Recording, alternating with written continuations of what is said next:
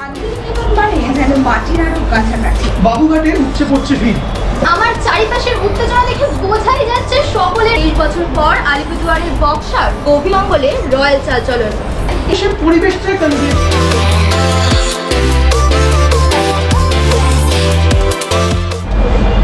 তো আজকে আমরা অ্যাঙ্কারিং এর ডিফারেন্ট ফর্ম নিয়ে আলোচনা করব। তো মূলত অ্যাঙ্কারিং এর চারটে ক্যাটাগরি বা ফর্ম নিয়ে আজকে আমরা কথা বলবো। এর মধ্যে ডিফারেন্ট ফর্মসগুলো অলমোস্ট চলে আসে। তো প্রথম ফর্ম হচ্ছিল স্টুডিও থেকে অ্যাঙ্কারিং। স্টুডিও অ্যাঙ্কারিং মাথায় রাখবে, একটা স্টুডিওর মধ্যে যখন তুমি অ্যাঙ্কারিং করছো, তো studio is a control place. Light is control, সামনে টেলিপ্রম্পটার আছে সেটা কন্ট্রোল, এবং সেখানে কথা বলছে একটা কন্ট্রোলড ওয়েতে, যেখানে কোনো অ্যাম্বিয়েন্স নেই। অ্যাম্বিয়েন্স মানে পরিবেশ নেই, রাইট? স্টুডিও অ্যাঙ্কারিংটা আরও বেশি চাপের। কেন চাপের? তুমি যেহেতু পরিস্থিতিতে বা সিচুয়েশনে নেই, সেখানে তোমাকে তোমার মুড অডিয়েন্সের সাথে কানেক্ট করানোর জন্য সেটাকে সে ফিল করাতে হবে। ধরো যে তুমি ট্যুরস অ্যান্ড ট্রাভেলসের প্রোগ্রাম করছো, চলো যাই বলে একটা প্রোগ্রাম হতো, চলো যাই এর মতো, চলো যাই বা যাচ্ছিতে, মানে স্টুডিওতে অ্যাঙ্কারিং করতাম।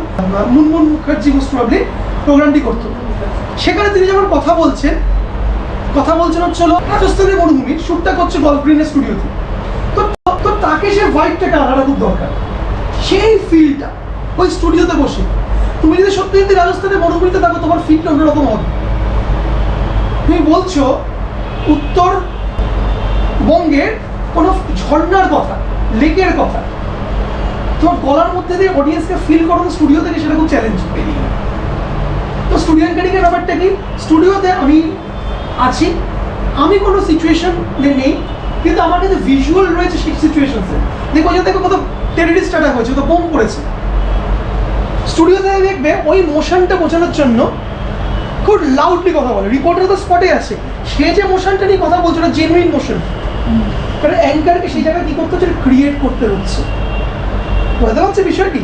ফিল্ডে রিপোর্টার রয়েছে, রিপোর্টার সে মোশনে গিয়ে কী করছে, রিপোর্টিং করছে। ভূমিকম্প হয়েছে জাপান, বা ধরো দাও কোনো মোশনে গিয়ে কী করছে, সেই মোশনে গিয়ে ধরো দাও আগুন লেগেছে। বাট তুমি হচ্ছে অ্যাঙ্কার, তুমি তো সেই পরিস্থিতিতে নেই। তো তোমার কী করতে হবে, সেখানে কি সেই মোশনটাকে গলায় আনতে হবে, টেক অন ইউর ভয়েস। তো স্টুডিও লাইভ অ্যাঙ্কারিংয়ের এটা হচ্ছে বেসিক ফান্ডামেন্টালস।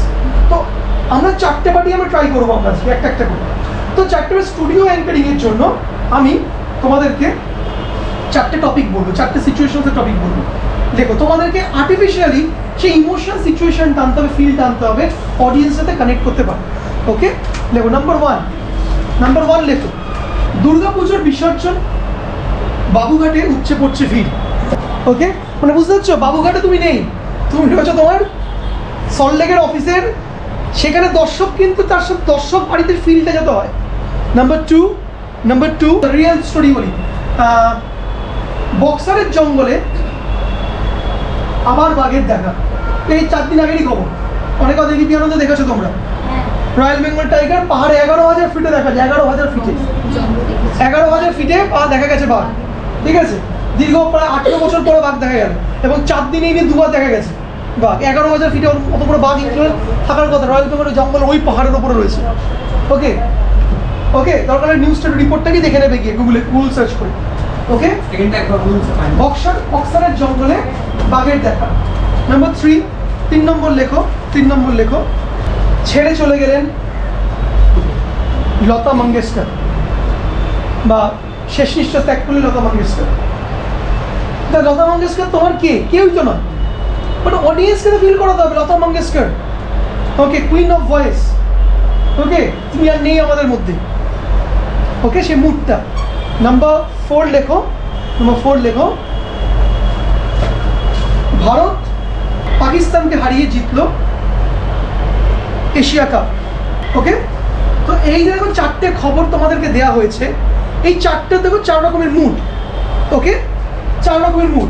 আমি প্রত্যেকটার একটু ইনফরমেশনসগুলো দিয়ে দিই, ছোটো ছোটো লেখার দরকার নেই, তোমার নিজেদের মতো তোমার যেটা পছন্দ লিখবে। দুর্গাপুজোর বিসর্জন আমরা কীভাবে বলতে পারি?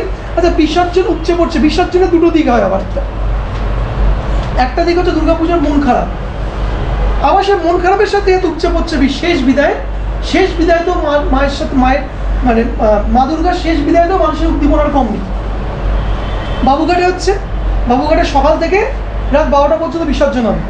প্রচুর পুলিশ, প্রচুর মানুষের সমাগম, প্রচুর লোকজন গেছে বিসর্জন দেখতে, প্রচুর মানুষ বিসর্জন দেখতেও গেছে। যে বিসর্জনের ইনফরমেশনগুলো ইউজ করবো আমরা, বলে আমরা 4 থেকে 5 লাইনের বেশি কিন্তু পড়বে না। ওকে, নেক্সট কি?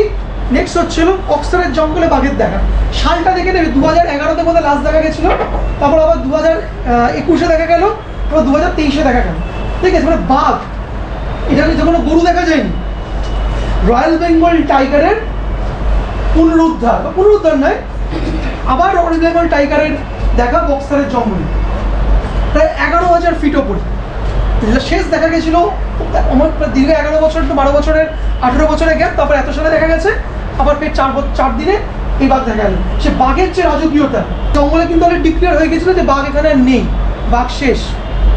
তো আচমকা বাঘ দেখার ফলে কি হয়েছে, মানে যারা বনকর্মীরা তারাও রীতিমতো অবাক, এবং তারা নতুন বাঘ নিয়ে এখন গবেষণা চলছে ওখানে, যে বাঘ থাকলে এত উপরে বাঘ কী করে সার্ভাইভ করছে। 11,000 ফিট মানে কম নয়, প্রচুর ঠান্ডা সেখানে বাঘ, তাহলে কত সংখ্যক বাঘ রয়েছে, কারণ অত উপরে কেউ যায় না। কত সংখ্যক বাঘগুলো খায় কী তাহলে? শীতকালে কি হয়, শীতকাল হচ্ছে অন্যান্য যে মানে হরিণ যেগুলো রয়েছে জঙ্গলে নিচের দিকে নেমে চলে আসে, সেগুলোকে চেস করতে করতে বাঘও নিচে চলে আসে। 5 লাইন্স টু 6 লাইন্স। নেক্সট কি? লতা মঙ্গেশকর, এটা তো সবাই তোমরা জানো, লতা মঙ্গেশকর চলে গেছে। নেক্সট, ভারত পাকিস্তানকে হারিয়ে এশিয়া কাপে টান উত্তেজনাময় জিতে, এটা নিজের মতো সাজিয়ে নিয়ে কত উইকেটে জিতেছে, কত উইকেট হারিয়েছে। আবার বলছি 4 to 5 লাইন্সের মধ্যে।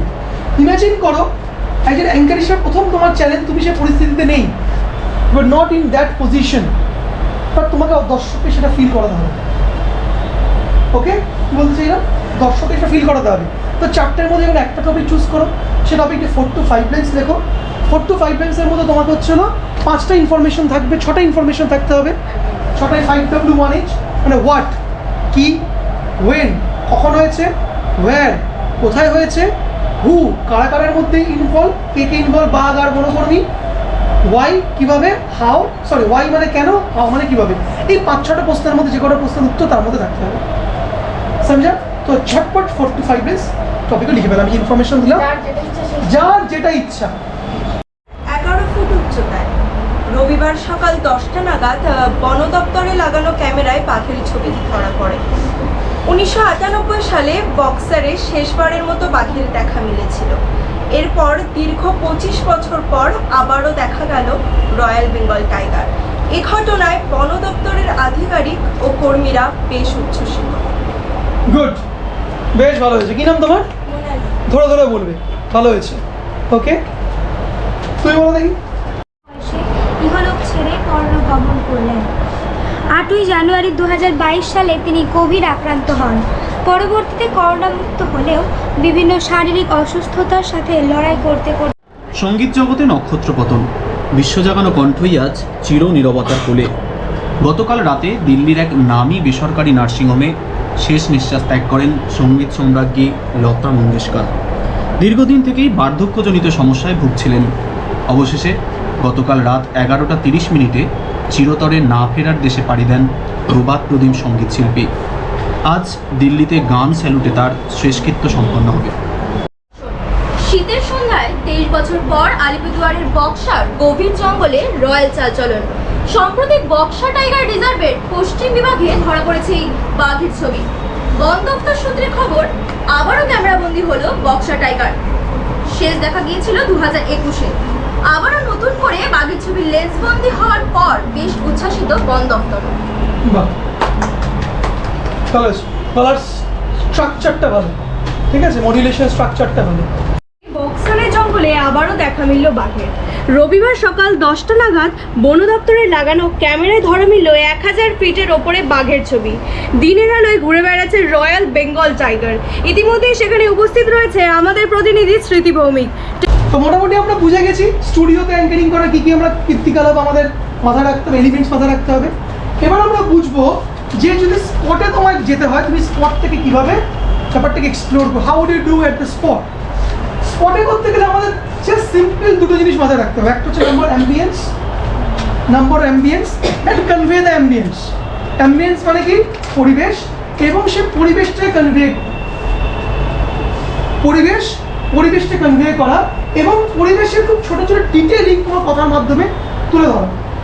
ধরে নাও আজকে তুমি একটা অ্যাঙ্কারিং করছো কলকাতা বইমেলা। কলকাতা বইমেলাতে গিয়ে দেখবে কলকাতা বইমেলাটা ভাইব রয়েছে, এটা খুব ওখানে দেবে ছাপড়ি গোছের লোকজনরা যায় না, একটু কালচারাল লোকজনরাই যায়, তার জন্য ভালো লাগে, এটা বোর লাগবে, সে কতক্ষণ সে কী করবো ওই দিকে করবে কি, ঠিক আছে। তো আলটিমেটলি যারা একটু কোয়ালিফাইড কিন্তু তার মধ্যে আলাদা এক্সাইটমেন্ট রয়েছে, কলেজ পড়ুয়ারা রয়েছে, প্রথমবার বই মেলায় গেছেন প্রচুর, মানে আমি এরকম প্রচুর স্টুডেন্টকে নিয়ে গেছি যে জীবনে প্রথম আমার সাথে বইমেলা দেখতে গেছি। গতবার ইয়েতে এরাই রয়েছে, গতবার আমরা প্রায় 1-150 লোককে নিয়ে গেছি বইমেলায়, যারা তার মধ্যে 100 লোক প্রথম জীবনে বইমেলায় গেছে দেখি। কিছু আছে প্রবীণ লোকজন যে কিষণ প্রবীণ যারা গেছে বইমেলা জানে বোঝে, কিছু লোকজন গেছে বই ভালোবাসে প্রচণ্ড। তো বইমেলার ভাইব রয়েছে, যে বইমেলায় গিয়ে তুমি স্পট থেকে অ্যাঙ্কারিং করছো, you are doing the spot anchoring at বইমেলা। সে বইমেলার স্পট অ্যাঙ্কারিংয়ের মধ্যে কী কী এলিমেন্টস থাকবে? অবশ্যই বইমেলার স্পট অ্যাঙ্কারিংয়ের মধ্যে আমরা দেখতে হবে ওই স্পটের মধ্যে অ্যাম্বিয়েন্সের মধ্যে কী কী উপাদান পাচ্ছি। আমি দেখো ডিফারেন্সিয়েটটা করি বইমেলা এবং মাছ বাজার, দেখো দুটো হেল এলিমেন্ট ডিফারেন্স। তো বইমেলা আর এবার যদি মাছ বাজার হয় তো বইমেলার অ্যাম্বিয়েন্সের মধ্যে কী পাবো আমরা? বইমেলার অ্যাম্বিয়েন্সের মধ্যে প্রথম যেটা পাবো হচ্ছিল একটা তৃপ্তি, গ্র্যাটিফিকেশন। খেয়াল করে দেবো গ্র্যাটিফি, আবার বইমেলা মানে দুর্গাপূজার সময় একটা তৃপ্তি, আবার মা এলো। তো বইমেলাটার সঙ্গে বাঙালিদের, কলকাতার বাঙালিদের কিন্তু প্রচণ্ড, মানে আমাকে একজন বলছে বইমেলাও ভালো লাগে, কারণ কেন বলছে আমার ওখানে বইমেলা এখন ভালো হয়, তাহলে কলকাতার বইমেলার ভাইবটা অন্য রকমের, আসলে বুঝতে পারবি, একবার আসিস, ঠিক আছে। তো কলকাতার বইমেলা যারা গেছো তোমরা জানো অন্যরকম ভাইব, একটা কালচার, একটা অন্য একটা মিনিংফুল বইমেলা হয়, ঠিক আছে, সো কালারফুল। তো বইমেলাতে প্রথম কিন্তু গ্র্যাটিফিকেশন আর তৃপ্তির জায়গা পেলাম আমি একটা, নাম্বার 1। তাহলে আমি এটা তৃপ্তিটাকে অ্যাড করবো আমার অ্যাঙ্কারিংয়ের মধ্যে। নাম্বার 2 কি বইমেলায় পেতে পারি? নাম্বার 2 বইমেলাতে হচ্ছে হলো নতুন কিছু, সামথিং নিউ, নতুন কি নতুন, মানে নতুন তো ব্যাপারটা, নতুন কি না বলো? Yes or no? বইমেলা মানে নতুনত্ব, নতুন থিম, নতুন বই, নতুন নতুন লেখক, লিটল ম্যাগাজিনে গিয়ে নতুন লেখা, নতুন স্বাদ। বইমেলাতে কি হয়? নতুন বইগুলোতে মেনলি আসে, প্রমোট হয়, পুরনো বই অবশ্যই থাকে, তার একটা বড় চামকে নতুনত্ব, তা নতুনত্ব একটা বিষয়। নাম্বার 3 কি থাকছে বইমেলায়? বইমেলা থাকছে আমাদের সংস্কৃতি, কালচার। দেখো এলিমেন্টস পাচ্ছি আমরা, কালচার। সেখানে বাউলরা গান গাইছে, বাউলদের গানের মাঝখানে আমরা কখনো দেখছি আমরা কোনো মাউতার গান নিয়ে কোনো কেউ গান গাইছে, আমরা সেলিব্রিটি স্টলে গিয়ে দেখছি রূপম ইসলাম গিটার বাজাচ্ছে, ওই সিদিস সংস্কৃতি দেখতে পাই আমরা। নাম্বার 4 আমরা দেখতে পারি আমরা বইমেলা অবশ্যই ইন্টেলেকচুয়ালদের, সেখানে ইন্টেলেকচুয়াল পলিটিক্স আমরা দেখি। এখানে যেমনি তৃণমূলের জাগো বাংলা স্টলও রয়েছে, অন্যদিকে বিজেপি স্টল থেকেও কিন্তু গীতার বিতরণ হচ্ছে। তো এই যে রাজনীতি, কিন্তু রাজনীতিটা কি সফিস্টিকেটেড, তো সেটাও একটা এলিমেন্ট হিসেবে আসছে আমার কাছে। আবার কি আসছে? বইমেলা মানে নেক্সট 10 দিন বা 12 দিন বা 15 দিনের একটা অবশ্য আনন্দ। আনন্দটা কিন্তু আবার কিন্তু 31st আনন্দ নয়, 31st আনন্দ করো, পার্টি করছো, মজা করছো, তো বইমেলার আনন্দ 31st আনন্দ কি এগুলো? দেখো কত এই আনন্দটাও আমি যখন কথা দিচ্ছি বলছি, কথাটা কিন্তু এলিমেন্ট অনুযায়ী হবে। দেখো সব কিছু, তোমার পোশাক বদলে গেল ওখানে বইমেলাতে, পাঞ্জাবি পরলে বা শাড়ি পরলে, ওয়েস্টার্নও পরলে, কিন্তু সেই নিশ্চয়ই তুমি মানে 31st যে ড্রেস কোড সেটাও থাকবে না। কথা বলে স্ট্রাকচারটা তোমার বদলে গেল, ঠিক আছে, স্ট্রাকচারটা বদলে গেল, প্রেজেন্টেশনটা বদলে গেল। আবার যদি মাছ বাজারে চলে আসি, মাছ বাজারে হতে পারে তোমাকে অ্যাঙ্কারিং করতে হচ্ছে। মাছ বাজারের অ্যাম্বিয়েন্স কি? পেটুক বাঙালি, আমরা খেতে ভালোবাসি, আজকে কি আবার কবজি ডুবিয়ে খাবো। বাঙালি মানে রুই, কাতলা আর মাছের রাজা, জোরে মাছের রাজা ইলিশ, একদম চিংড়ি, গলদা চিংড়ি, মাছগুলো ঘ্যাচ ঘ্যাচ করে কাটছে, মাসিরা কাটছে, যে সে মাছ কাটা, মাছের তেল, মাছের ডিম, ও কত কেজির সবচেয়ে বড় মাছ, সমুদ্রের মাছ, নদীর মাছ, বিলের মাছ, কত ধরনের মাছ, মানে সব একটা, মানে এখানে কথা বলার মধ্যে একটা ব্যঙ্গ, রসিকতা, মজা, বাঙালিদের নস্টালজিয়া, একটু খাই ব্যাপার, দেখো এলিমেন্টসগুলো পুরো 360 ডিগ্রি বদলে গেল। তো তোমার টোন বদলাবে কি বদলাবে না? তো ড্রেস চেঞ্জ হবে কি হবে না? বডি ল্যাঙ্গুয়েজ বদলাবে কি বদলাবে না? That is the anchoring. একটা অ্যাঙ্কার, বড় বড় অ্যাঙ্কার যারা তার নিয়ে সুইপ করতে হবে, স্যাট স্যাট স্যাট স্যাট স্যাট স্যাট সুইপ করে ফেলে বড় অভিনেতারা যেরকম। শাহরুখ খান যেখানে ডিডিএলজির নায়ক, আবার সেখানে আবার চাকদি ইন্ডিয়ার কোচ, আবার রিসেন্টলি বই করে জওয়ানের সেই বাবার রোল করছে, মানে ছেলেকে ছোঁয়ার আগে বাপকে ছুতে হবে নাকি এর ডায়লগ আছে। ওকে, बेटे के सामने जाने से पहले बाप से निपटना पड़ेगा। আরেকবার ডায়লগটা বলো বলো চলে। अरे बोल ना। बेटे से निपटने के पहले बाप से टक्कर लेना पड़ेगा। ওকে চলো, জোরে জোরে হাত তালি রেশমির জন্য। গুড, মনে হয় শাহরুখ ভক্ত। ওকে, তো আন্ডারস্টুড কি বলতে চাইছি? দেখো পুরো ব্যাপারটাই চেঞ্জ হয়ে গেল, পুরো ব্যাপারটাই পুরো 100% ডিফারেন্ট সেগমেন্টেশন, ওই অ্যাম্বিয়েন্সটা ফিল করানো। It's very very very very challenging for you all. তো আমি এখানেও আমাদের 4টে টপিক দেবো, লিখে বলো 4টে টপিক সবাই। নাম্বার একদম, এটা কিন্তু আমরা কিন্তু ঘরে আর নেই, কোথায় আছি আমরা? স্পটে। ওকে, স্পটে। নাম্বার 1, ব্যাংককের বাংলা রোড। ব্যাংককের বাংলা রোড, ব্যাংকক থাইল্যান্ডের জায়গাটার নাম হচ্ছিল ফুকেট। খুব বড় টুরিস্ট ডেস্টিনেশন, সব লোকজন ঘুরতে যায়। ফুকেটে একটা ফেমাস রোড আছে, রোডটার নাম বাংলা রোড। আমি গিয়ে প্রচুর খোঁজার চেষ্টা করেছি কেন নাম Bangla road, I couldn't find out. যেটা গুগলে সার্চ BANGL, বাংলা রোড লেখা, কোনো বাঙালি নেই, কিন্তু বাংলা রোড না, ঠিক আছে। নাইট লাইফের জন্য বিখ্যাত, মানে নাইট মানে সে মানে অন্য রকমের নাইট। আমেরিকা থেকে লোকজন আসে, লন্ডন থেকে লোকজন আসে নাইট লাইফ দেখার জন্য। ওখানে মানে ওপেন সব কিছু, এভরিথিং ইজ ওপেন, পুরো রাস্তাটা ওপেন, তুমি যা খুশি তাই করতে পারো, লোককে ডিস্টার্ব না করলেই হলো। কি হয় না ওখানে, তোমাকে ধরে ধরে লোকজন নিয়ে যাবে, ভেবে না কোথায় নিয়ে যাবে, ঠিক আছে। দ্যাট ইজ অ্যামেজিং, অন্যরকম নাইট লাইফ। তাহলে 2-4টে ছবি খুলে দেখে নিলে বুঝতে পারবে নাইট লাইফ কেমন নাইট লাইফ বলছি, মানে চড়ো মানে ওয়ার্ল্ডের টপ নাইট লাইফ। সে নাইট লাইফ থেকে তুমি অ্যাঙ্কারিং করছো বাংলা রোড থেকে। নাম্বার 2, দেখো শান্তিনিকেতনের হস্তমেলা, শান্তিনিকেতনের হস্তমেলা और খাদ্য মেলা। দেখো দুটোর ভাইব একদম, হস্তমেলার ভাইব একরকম হবে, খাদ্য মেলার ভাইব একরকম হবে, এলিমেন্টসগুলো বলতে যাবে। ওকে, নেক্সট লেখো, নেক্সট লেখো। একটু পরেই শুরু হবে, একটু পরে শুরু হবে ফসিলসের লাইভ কনসার্ট। ফসিলস ওয়েস্ট বেঙ্গলের সবচেয়ে বড় রক ব্যান্ড, তাই তো? নাম্বার 4 এন্ড লাস্ট ওয়ান লেখো, নাম্বার 4 এন্ড লাস্ট ওয়ান লেখো। রাস্তায় রাখি বন্ধন উদযাপন, রাখি বন্ধন উৎসব উদযাপন হয় না, রাস্তায় রাস্তায় দেখবে মেয়েরা রাখি পড়ায়, রবীন্দ্রভারতীর সামনে উদযাপন হচ্ছে, ঠিক আছে, রাইট। এই 4টে টপিক তুমি 4টে স্পটে রয়েছে, একদম 4টে স্পটে, এটা দাঁড়িয়ে করবো। হ্যাঁ, ওকে, 4টে স্পটে রয়েছে, একদম এটা দাঁড়িয়ে করবো। প্রথমটা বসে করালাম, এটা দাঁড়িয়ে হবে। দাঁড়িয়ে কেন হবে? দাঁড়িয়ে আমরা স্পটটাকে ফিল করবো, একদম কল্পনা করে আমরা স্পটেই রয়েছে। এটাই রবীন্দ্রভারতীর সামনে, এটাই হচ্ছে হলো কি বলেছি, শান্তিনিকেতন, এটাই হচ্ছে ব্যাংকক পাটায়া রোড, ঠিক আছে, পাটায়া বাংলা রোড। এবং সেখান থেকে তোমার হচ্ছে হলো 4 to 5 লাইন্সের তুমি একটা অ্যাঙ্কার লিঙ্ক দিচ্ছ, ঠিক আছে। বুঝতে পারলে কি বললাম? 5 মিনিট মতো রেডিও তাড়াতাড়ি। মোরে ডাকি লয়ে যাও মুক্তদ্বারে, গানে বৈতালিক এবং উপাসনার মধ্য দিয়ে শান্তিনিকেতনে শুরু হলো 125তম পৌষ মেলা। আজ মেলার 3য় দিন। পৌষ মেলা মানেই বাঙালির শীতের পিঠে পুলি আর নলেন গুড়ের পায়েসের সমাহার। তবে এবারে মেলায় রয়েছে আজব অফার, পিঠে পুলি বিক্রি করতে খাওয়ানো হচ্ছে অন্য খাবারও, তাও আবার ফ্রিতে। বিকেল 5টা থেকে 10টা পর্যন্ত চলবে বাঙালির এই পেট পুজো। এর পাশাপাশি সাংস্কৃতিক অনুষ্ঠানেরও আয়োজন করা হয়েছে।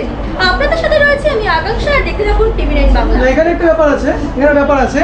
চলো আমি স্পটে করছি, স্পটে আমি এইভাবে বলবো না, স্পটে আরো ভেঙে ভেঙে বলবো। এখানে রয়েছে আরো আজব অফার।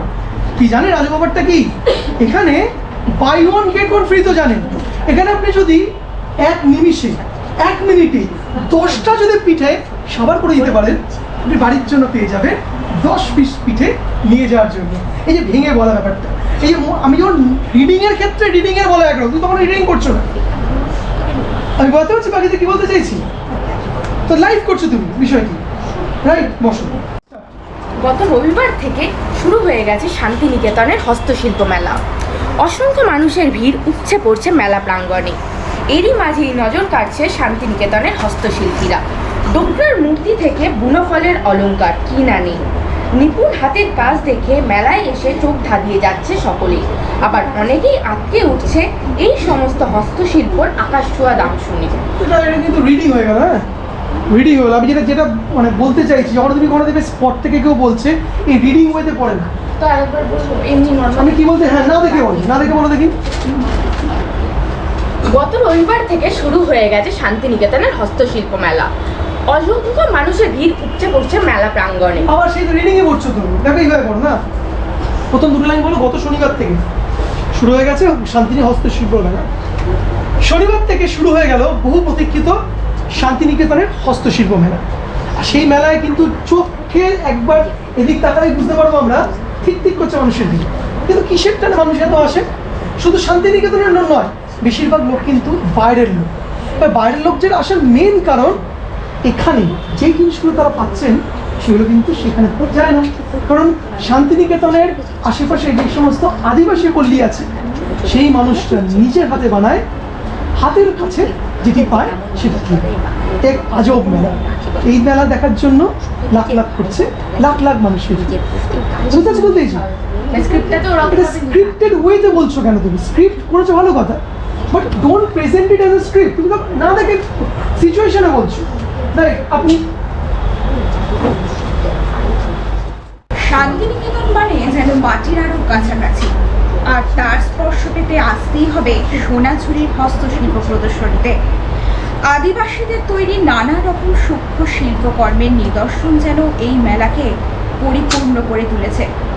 নারকেলের মালা, পলাশ ফুলের বীজ দিয়ে তৈরি বিভিন্ন রকম শৌখিন দ্রব্য দেশ বিদেশের মানুষের নজর কাটতে বাধ্য। Good, not bad. আর একটু বেশি ব্যাপারটা ভাঙতে হবে, হ্যাঁ মানে আমি লাইভে বলছি, এরকম ফ্লো থাকে না, ওই ভাঙাটাই সৌন্দর্য, ওই ভাঙাটাকে নিয়ে বলাটাই সৌন্দর্য। কেমন, তুমি রেডি? শান্তিনিকেতনের পূর্বপল্লীর মাঠে 125তম পৌষ মেলা শুরু হলো। আজ মেলার তৃতীয় দিন। পৌষ পার্বণ শুনলে মনে চলে আসে পিঠে পুলির কথা, তাও আবার নলেন গুড়ে। মুখস্থ করে বা রিডিং পড়াটা বন্ধ করো, স্পটে গিয়ে তুমি বলো দেখি। এটা দেখো ভালো পারবে, না দেখে বলো। 49 বছরের ছেলেটা আজও মাইক হাতে স্টেজে দাঁড়ালেই উত্তেজনা বেড়ে যায় হাজার হাজার মানুষের। বর্তমানে আমি দাঁড়িয়ে রয়েছি উত্তরপাড়া প্যারিমোহন কলেজের একদম সামনে, যেখানে আমার চারিপাশের উত্তেজনা দেখে বোঝাই যাচ্ছে সকলের আনন্দটা। আর একটু পরেই দেখা মিলবে বাংলার সবচেয়ে বড় রকস্টার রূপম ইসলামের। আর একটু পর, আর কিছুক্ষণ পরেই আমরা দেখতে পাবো ফসিলসের লাইভ কনসার্ট। যে ছেলেটা মাইক হাতে স্টেজে দাঁড়ালে হাজার হাজার মানুষের উত্তেজনা বেড়ে যায়, সেই ছেলেটার গান শুনতে তো বিশৃঙ্খলা হবেই। আর সেই বিশৃঙ্খলা সামলাতে রীতিমতো হিমশিম খেতে হচ্ছে পুলিশকে। ভালো বলেছো, স্ক্যানিংটা ঠিক করতে হবে।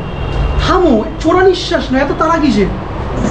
ঠিক আছে, যেই ছেলেটা মাইক হাতে নিলে তার ফ্যান্সদের একটাই জিনিস থাকে, শুধু শাউট আউট। তার নাম নেওয়ার দরকার নেই, তাদের চিল্লানোতেই আশেপাশের লোকরা বুঝে যায় মাইকটা এখন কার হাতে। আর কিছুক্ষণের মধ্যেই তিনি মঞ্চে উঠে তুলবেন। এটা বুঝতে পারছি ইতিমধ্যে কিন্তু মঞ্চের সামনের পরিস্থিতি নিয়ন্ত্রণ করতে হিমশিম খাচ্ছে পুলিশ। তখন যে পারফরমেন্স শুরু হবে তখনকার পরিস্থিতি কেমন হবে এখন সেটাই দেখার।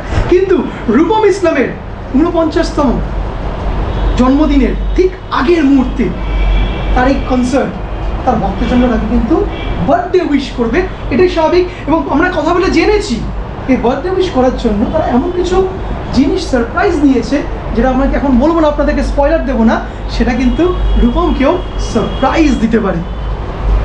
ওরা যেমন তৈরি, আমরাও তৈরি, হোপসো আপনারাও রেডি।